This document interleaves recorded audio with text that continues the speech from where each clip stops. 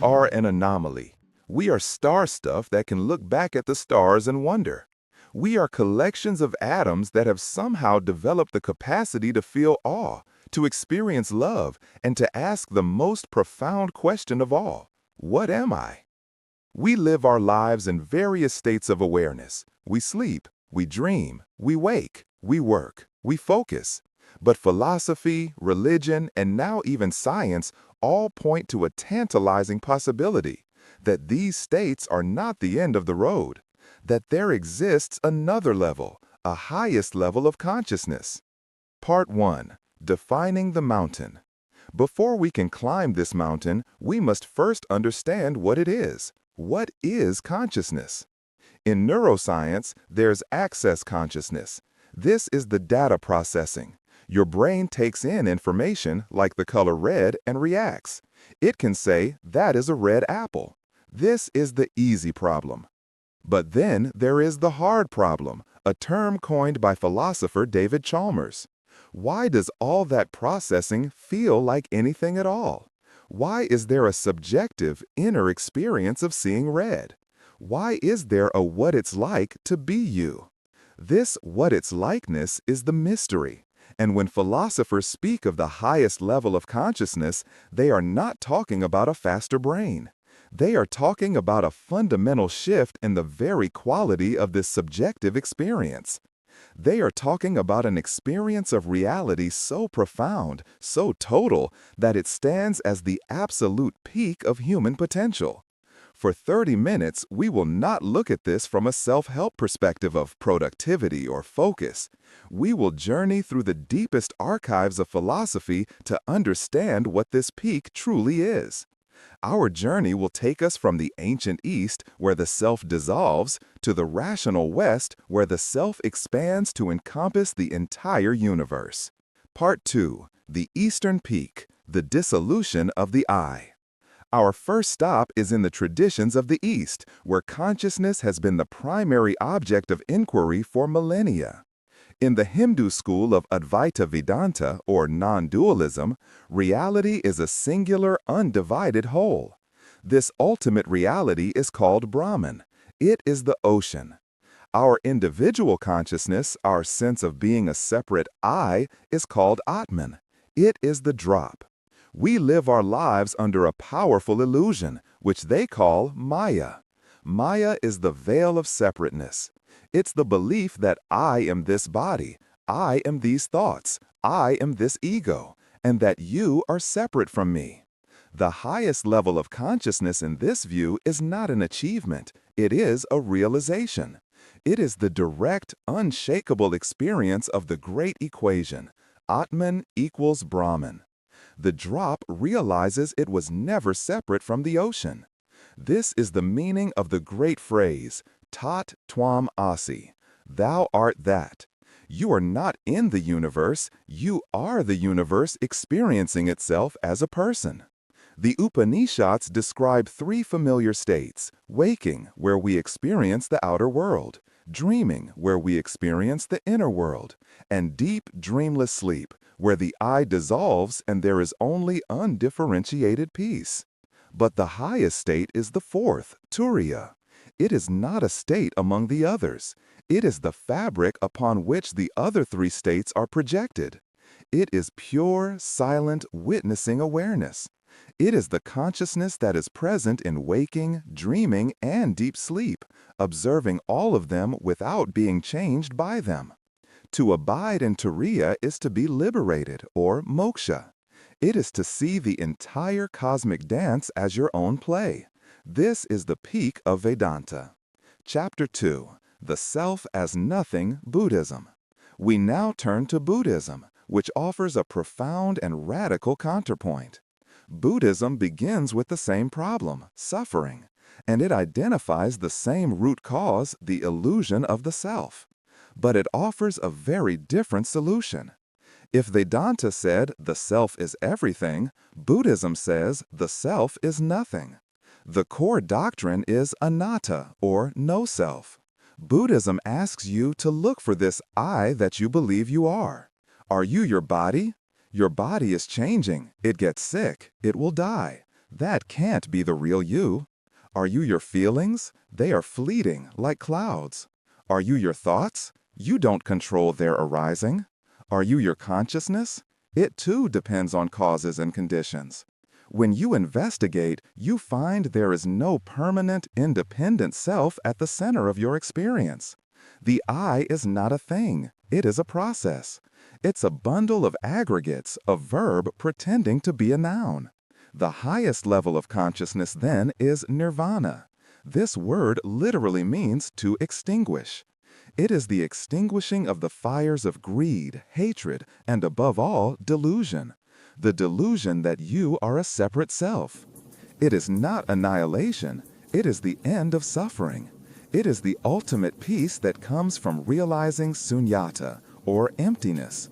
It is seeing reality just as it is, moment by moment, without the filter of I, me, and mine. So, the East presents us with a choice. Is the highest state the realization that you are the entire ocean, or is the realization that you were never a wave to begin with? In both cases, the separate self is the illusion that must be overcome. Part 3. The Western Summit, the Ascent of Reason.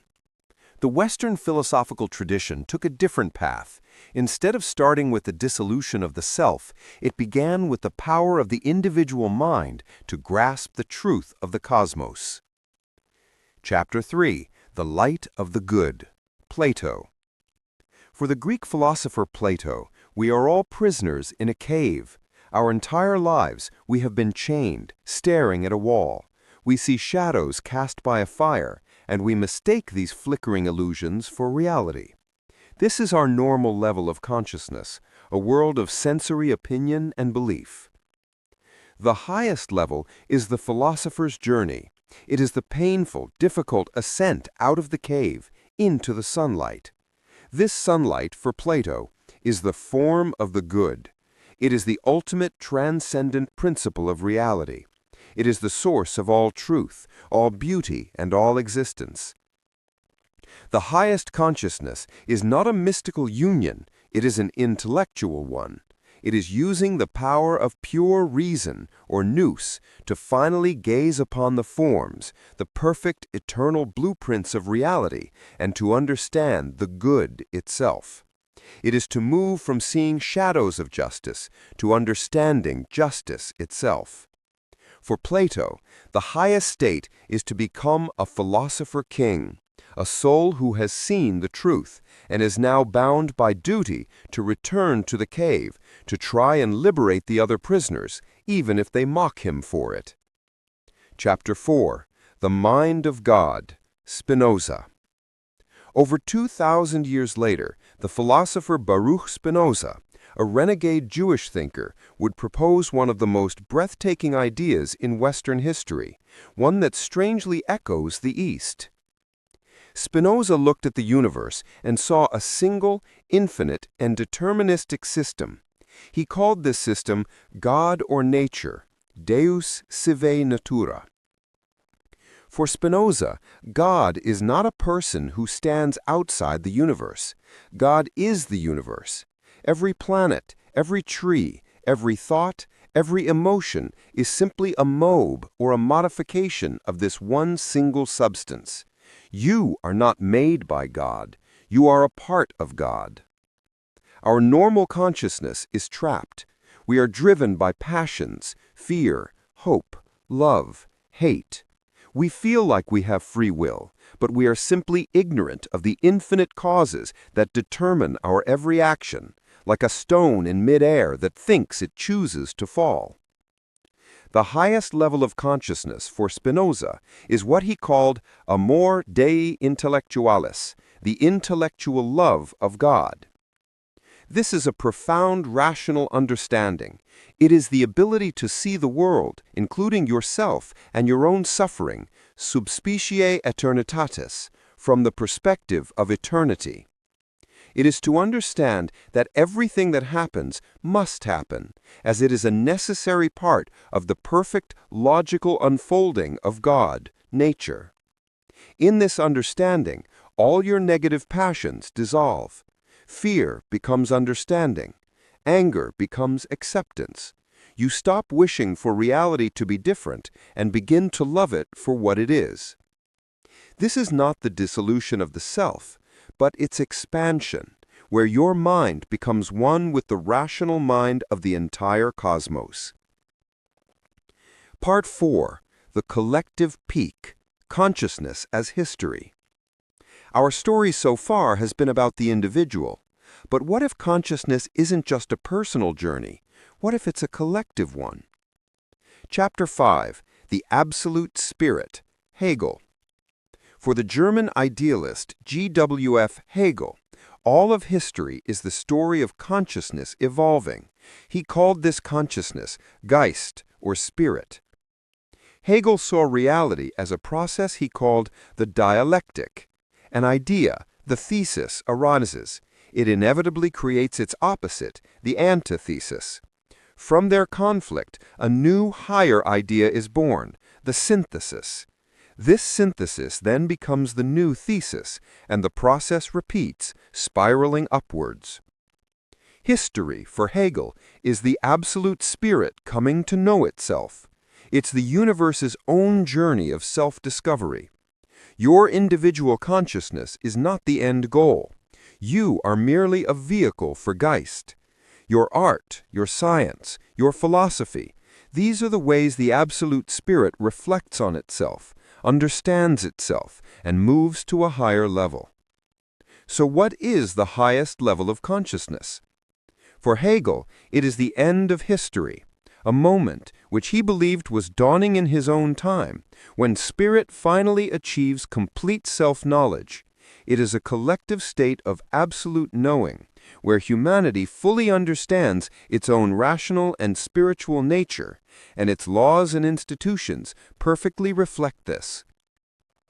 In this view, the highest level is not a state you can achieve through meditation.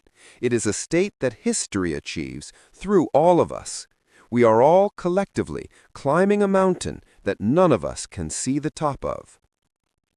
Part 5. The Modern View, Information and Transcendence. Finally, we arrive at our own time. How do modern thinkers frame this ancient question?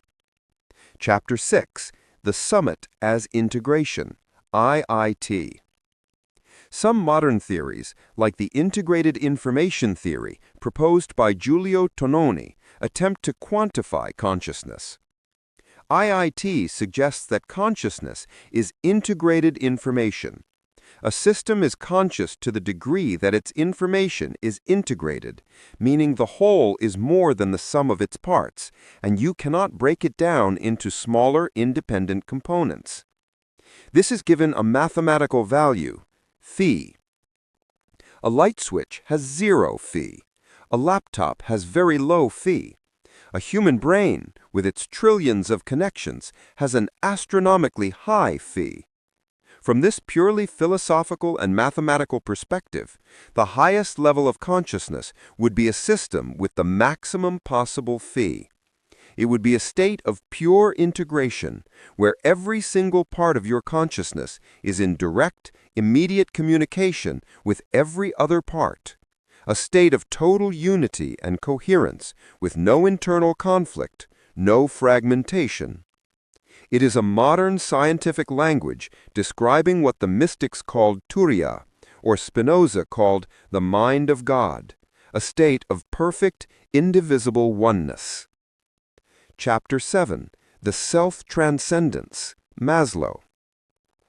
And what about psychology? Maslow is famous for his hierarchy of needs, which peaked at self-actualization, becoming the best version of yourself. But later in his life, Maslow added a new level above self-actualization. He called it self-transcendence. Maslow realized that the highest level wasn't about the self at all. It was about transcending the self. This is the state you entered during peak experiences. It's when you are so absorbed in a task, in a cause, in service to others, or in a moment of awe, that your sense of a separate I simply falls away. The musician becomes the music. The scientist becomes the discovery. The helper becomes the act of compassion. This, Maslow argued, is the true peak of human nature. The ultimate level is to forget the self entirely. Conclusion: the unified peak. So what have we found on our 30-minute journey? We have climbed many peaks: the Turiya of the Vedanta, the Nirvana of the Buddha, the form of the good of Plato, the intellectual love of God of Spinoza, the absolute spirit of Hegel, the self-transcendence of Maslow. They all use different words, different maps, and different methods. But as we stand here at the end, a remarkable pattern emerges. It seems the highest level of consciousness is defined by one unifying characteristic: the dissolution or transcendence of the separate self. Whether that self dissolves into the nothingness of sunyata, or merges with the everythingness of Brahman, or expands to rationally understand the totality of nature, or is forgotten in a peak experience of service, the final step is always the same. The I that has been asking the questions, the I that has been climbing the mountain, the I that has been seeking this highest level, must in the end be let go of. Perhaps the highest level of consciousness is not a state to be achieved by you. Perhaps it is the simple, profound, and ever-present reality that remains when the you finally steps out of the way. It is not about becoming a superhuman. It is about realizing you are the entire universe. The final frontier is not to be explored. It is to be realized. And the journey is not outward to the stars, but inward to the very nature of the one who is looking. What for you lies